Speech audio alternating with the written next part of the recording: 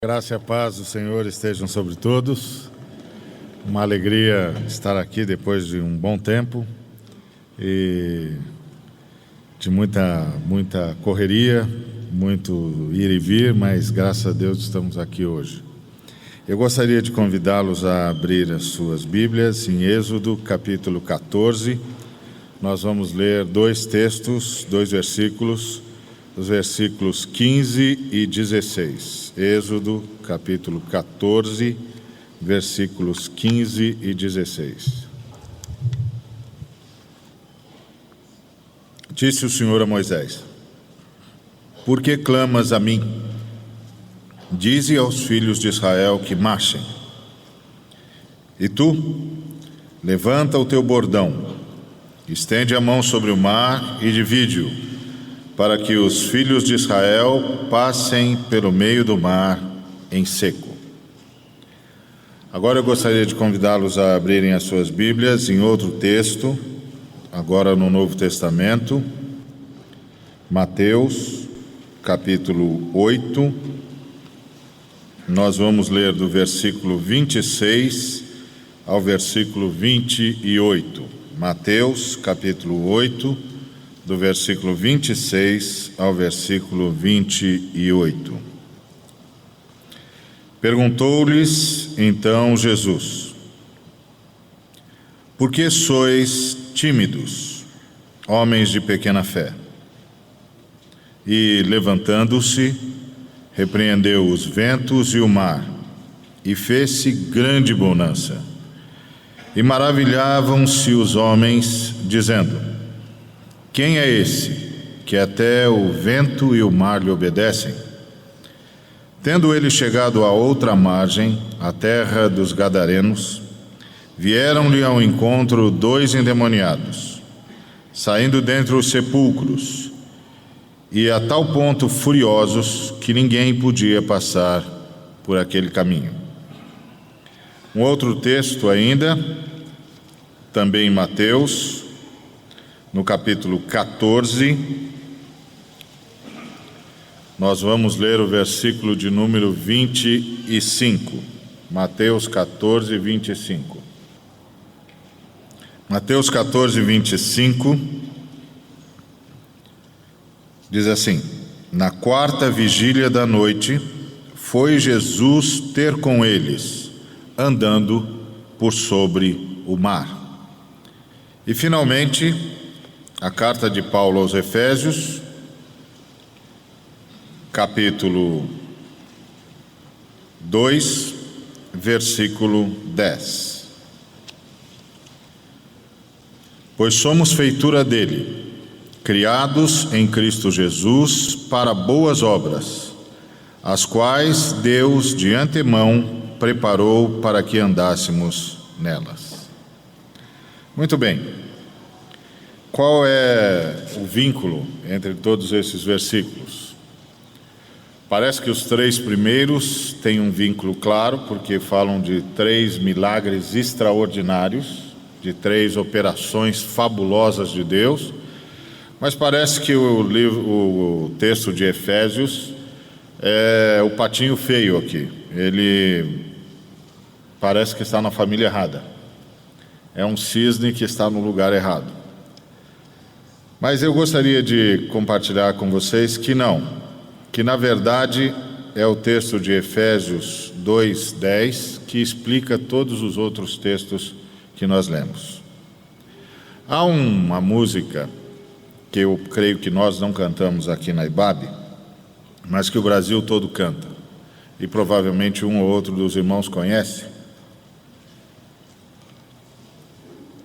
que se chama Rompendo em Fé. É uma música muito conhecida, é um cântico muito conhecido, cantado, eu não me lembro, com exceção da IBAB, eu não me lembro de nenhum lugar onde eu não tenha ido e ouvido esse ineto. E ele diz que é para a gente ter muita fé, não ter medo das dificuldades, porque se Deus não abrir o mar, nos fará andar por sobre as águas. Essa é a mensagem do texto, do ineto. É uma música vibrante, bonita, todo mundo gosta de cantar. Entretanto, nem todo mundo gosta de parar para analisar o que canta. A gente gosta de cantar, e principalmente quando o que a gente canta faz bem aos desejos do nosso coração. Está sintonizado com os desejos do nosso coração. E realmente o Ineto fala de milagres que aconteceram e que podem voltar a acontecer, não há a menor dúvida. Nós temos o mesmo Deus, Deus, como diz as Escrituras, é o mesmo, ontem, hoje e o será para sempre. Portanto, esses milagres podem acontecer a qualquer hora, em qualquer momento, em qualquer situação, dependendo, obviamente, da soberania divina. Mas vamos analisar um pouquinho esses milagres todos e vamos perceber o que é que eles têm em comum. O primeiro milagre que nós lemos é o da abertura do Mar Vermelho. E lá está Moisés, levou o seu povo para uma enrascada, fez isso por ordem de Deus, mas aquilo era uma enrascada, porque eles estavam com o mar à sua frente e os egípcios às suas costas. Isso é uma situação privilegiada para os egípcios, não é? Para o povo de Deus, nem tanto. E quando os egípcios se aproximam, o povo percebe, começa a murmurar, a dizer a Moisés: olha, era melhor você ter nos deixado no Egito, a gente ficaria lá, serviria os egípcios e não estaríamos passando pelo que vamos passar. Pelo menos estaríamos vivos. Mas o que de fato aconteceu é que Moisés foi clamar ao Senhor e o Senhor nem quis ouvir a oração. O Senhor disse: por que você está clamando a mim? Diga ao povo que marche. E quanto a você, levanta o seu bordão, estende a sua mão em direção ao mar, porque o mar vai se dividir ao meio e o povo vai passar por entre as ondas, vai passar a seco por entre as ondas. E esse é um milagre extraordinário. E realmente aconteceu, e depois o Senhor endureceu o coração dos egípcios, e eles tentaram seguir o povo de Israel, e foram eles que morreram. Exatamente como Moisés disse: estes que vocês estão vendo agora, nunca mais os vereis. O outro milagre que nós assistimos aqui, lemos aqui, é o de Jesus acalmando o vento e a tempestade. Outro milagre extraordinário. O Senhor disse aos discípulos: vamos atravessar para outra margem do Mar da Galileia, do lago de Tiberíades, e no meio do caminho eles foram acossados por um vento e uma tempestade terríveis, e Jesus estava dormindo. Jesus tinha um sono impressionante, deve ser isso que se chama de o sono dos justos, porque em meio à borrasca ele estava dormindo. Aí os discípulos temeram por suas vidas e foram acordar Jesus. Foram acordar Jesus com alguma esperança. Nem sei se eles sabiam exatamente o que esperar. No mínimo eles iriam protestar, que foi o que eles fizeram: como o Senhor pode dormir enquanto a gente morre? Talvez o Senhor já tivesse consciente de Shakespeare, que viria muitos séculos depois dele, que diria que o sono é o prenúncio da morte. Portanto, tanto faz. Pode ser que ele já estivesse esbanjando a sua cultura literária prévia.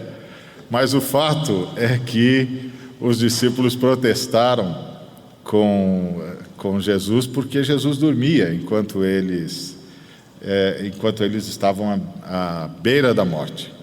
E Jesus se levanta, dá uma bronca neles, diz que eles são muito tímidos, têm uma fé muito pequena, e acalma o vento e a tempestade, e chega do outro lado, em Gadara, encontra o gadareno ou os gadarenos e os liberta.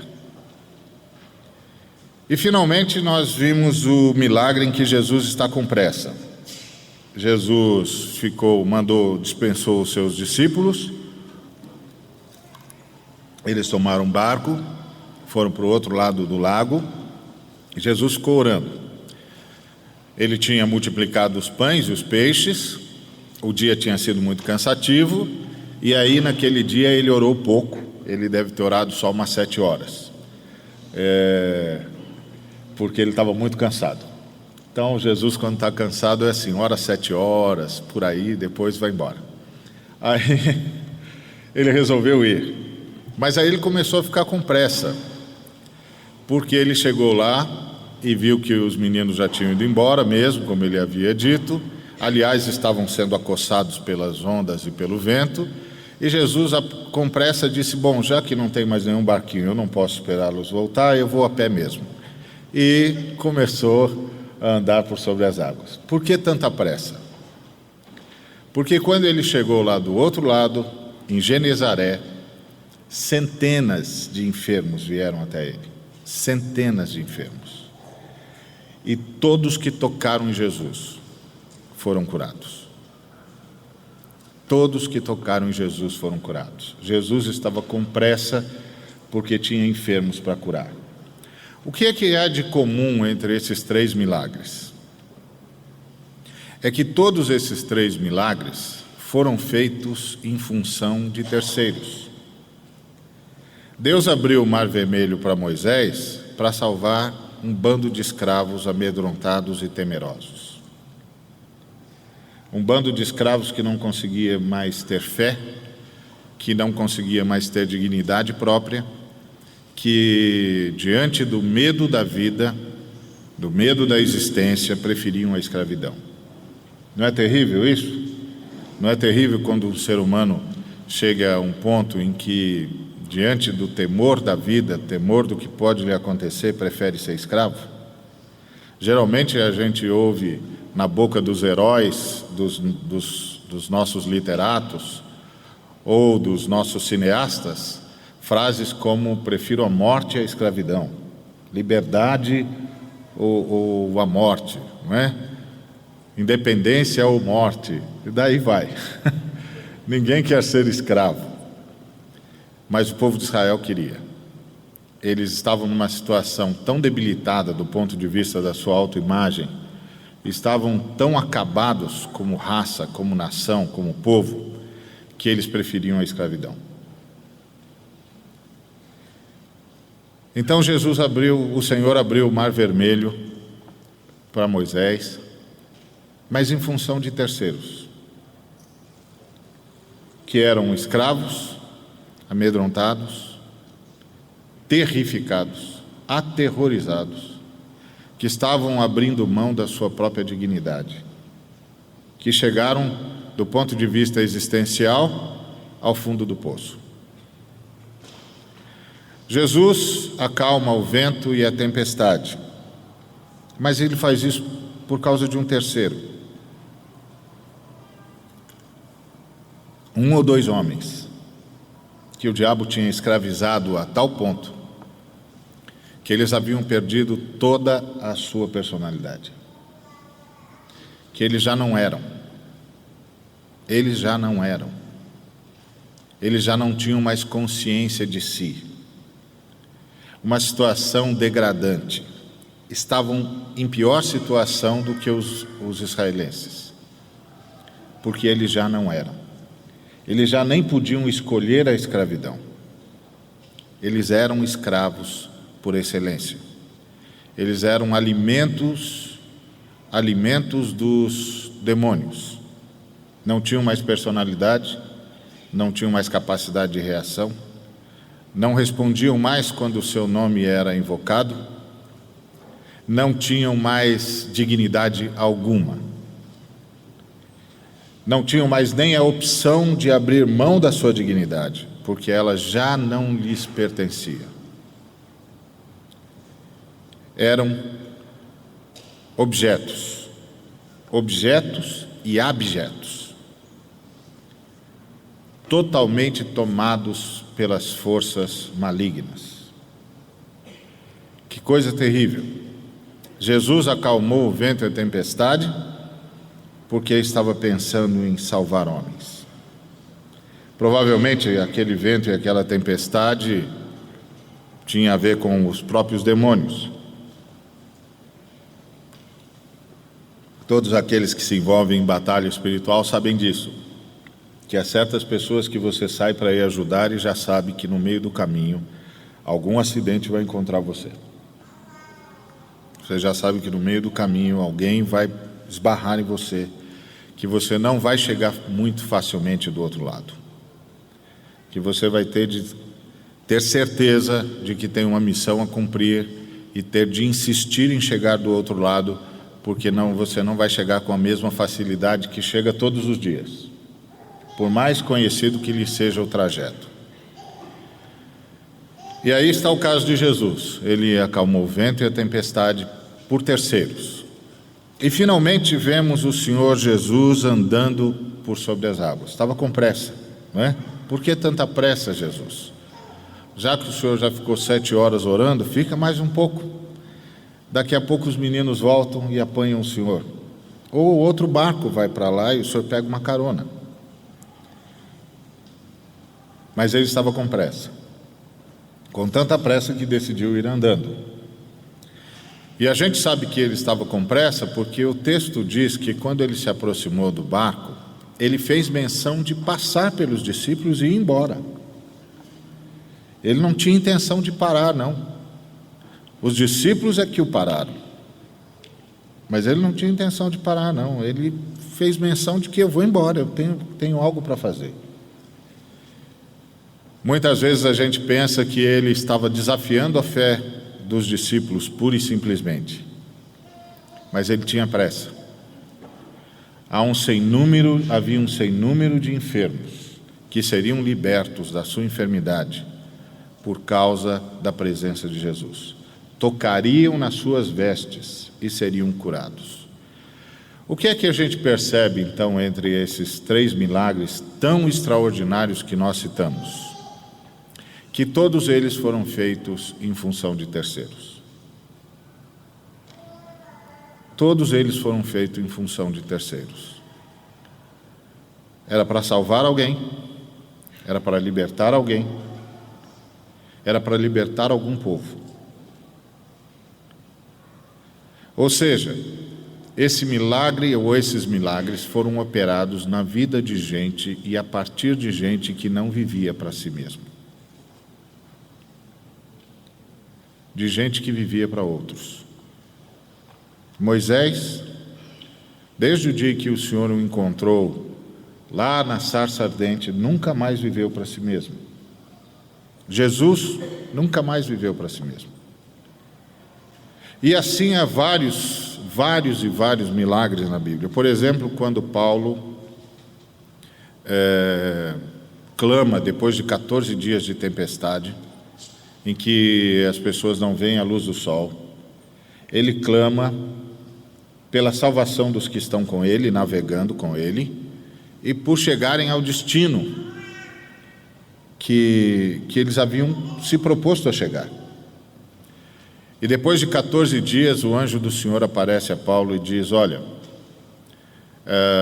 você vai, Deus resolveu salvar o barco porque você tem de chegar em Roma. Deus tem uma missão para você em Roma. Você vai falar com o imperador e você vai proclamar a palavra do Senhor lá de Roma, lá do centro do império. E Deus, por sua graça, resolveu conceder a você todos os que navegam com você. O milagre foi feito pensando no que Paulo faria. As pessoas que seriam salvas ali e o evangelho que seria pregado acolá. Sempre por terceiros.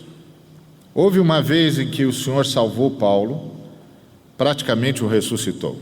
Ele foi apedrejado, dado como morto, arrastado para fora da cidade. Aí os discípulos o cercaram e ele praticamente ressuscitou. Levantou-se, as feridas foram sanadas, ele voltou para a cidade, dormiu e no dia seguinte saiu. Por quê? Porque tinha uma missão para cumprir. É interessante que não há nas Escrituras Sagradas muitos milagres descritos assim. E Pedro estava doente, orou e foi curado. E João estava com uma dor nas costas e disse: Senhor, não consigo dormir direito. E orou e foi curado. Não há muitos textos assim nas Escrituras, a menos que a minha memória esteja me traindo. Mas há muitos milagres feitos em função de terceiros. Muitos. Centenas deles. Sempre em função de terceiros. Aliás, o que há na Bíblia desse ponto de vista, do milagre voltado para si mesmo, é meio frustrante, porque é a descrição do Paulo dizendo: eu pedi ao Senhor 3 vezes que me libertasse desse espinho na carne, e ele disse: a minha graça te basta, você não precisa de milagre.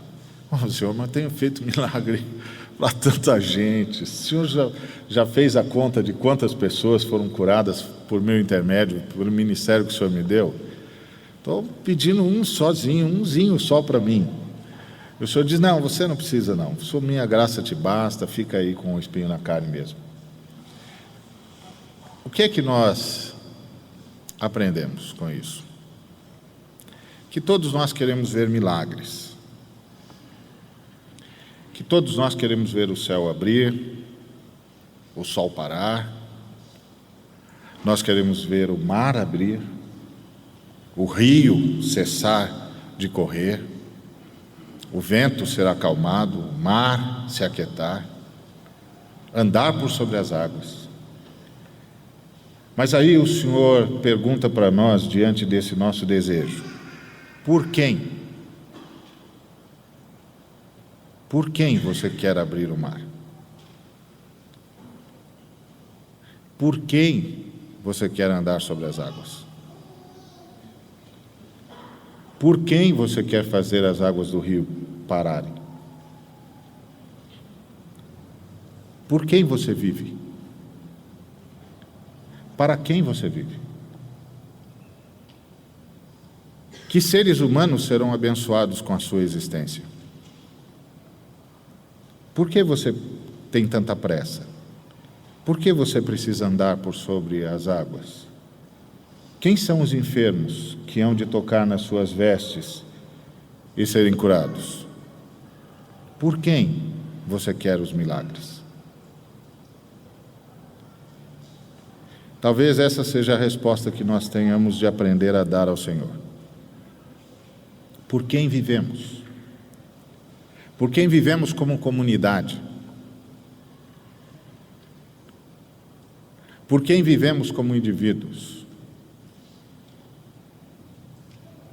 A quem estamos mirando?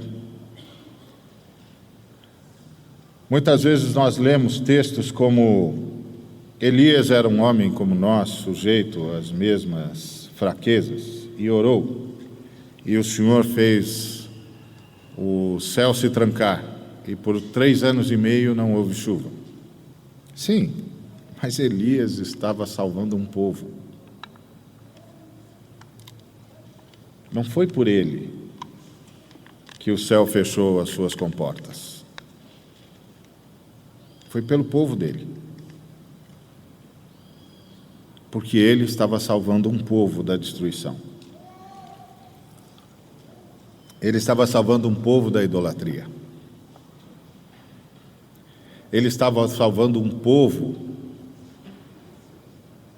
da situação mais drástica que poderia ocorrer àquele povo, que seria a apostasia.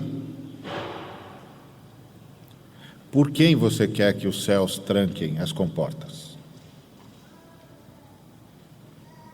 Por quem você quer que a chuva pare?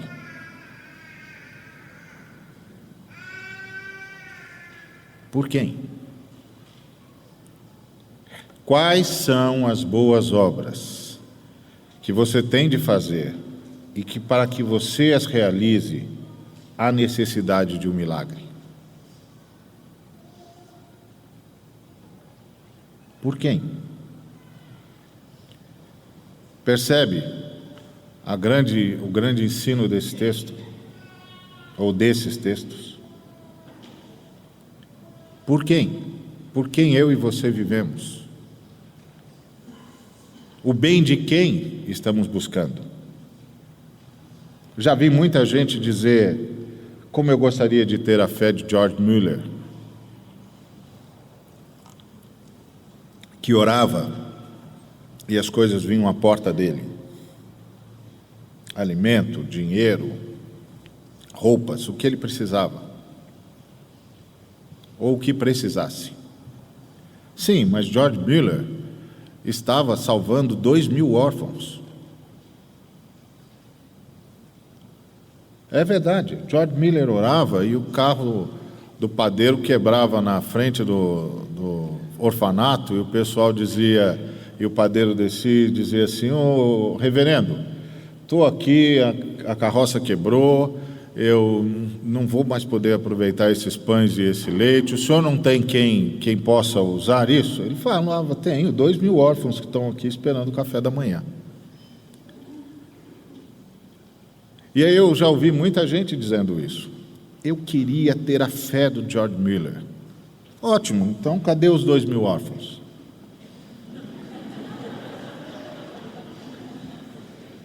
Não é? Para que é que o senhor vai fazer padeiro quebrar carro na porta da sua casa se você não tem 2.000 órfãos para alimentar?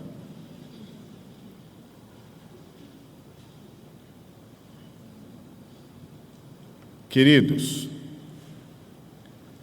nós somos feitura dele, criados em Cristo Jesus para as boas obras, as quais Deus de antemão preparou para que andássemos nelas. Quais são as boas obras nas quais você tem andado? Em que boas obras você tem andado? Se você não tem andado em nenhuma boa obra, para que é que você precisa de milagre?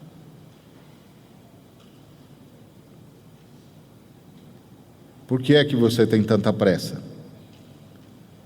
Por que que você tem de andar sobre as águas? Qual é a boa obra? Qual é a boa obra que exige tanto milagre assim?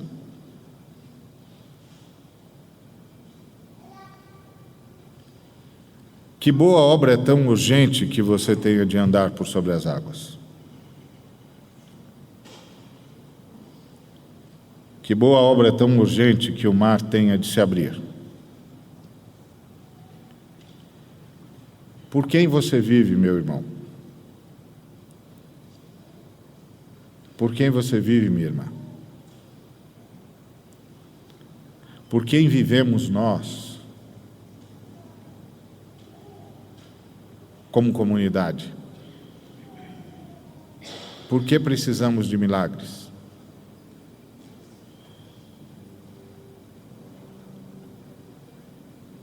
Eu gostaria de deixar isso para a sua meditação. Gostaria que nós, de fato, meditássemos nisso. Deus nos tenha agraciado sobremaneira. Por quem viveremos? Com quem compartilharemos tudo o que já temos? Para que, pelo menos, Deus tenha um bom motivo para nos dar mais.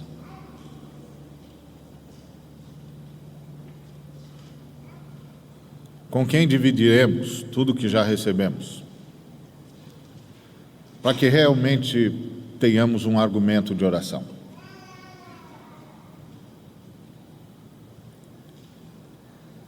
Por quem eu e você vivemos?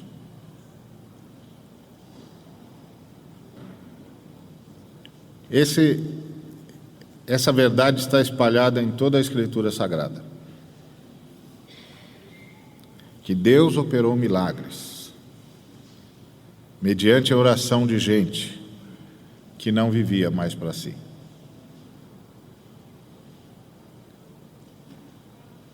E Deus fez coisas extraordinárias e continua fazendo. Eu me lembro do reverendo Jonathan,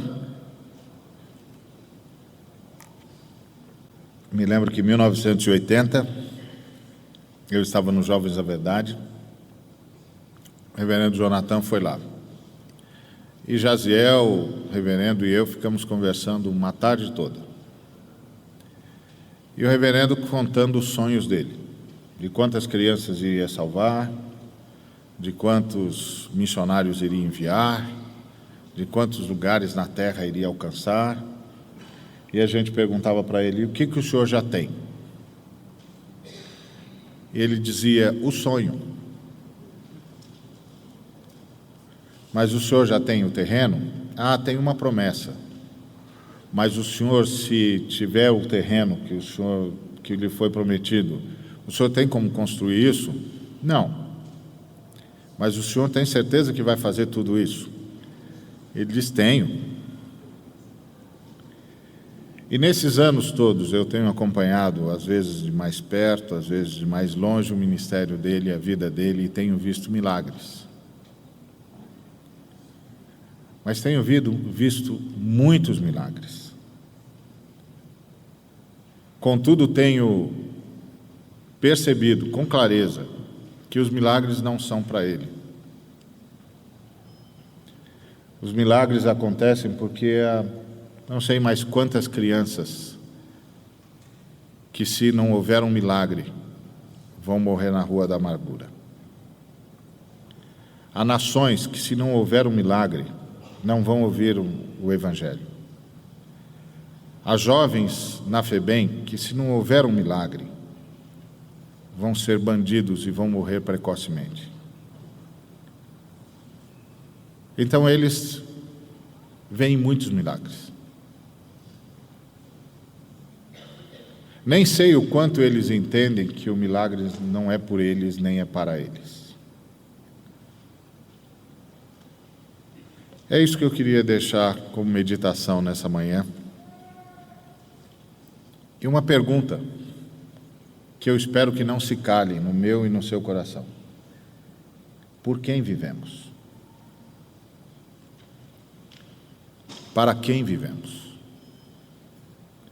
Com quem dividiremos todas as bênçãos que já recebemos? E nós somos privilegiadíssimos. Com quem dividiremos tudo isso?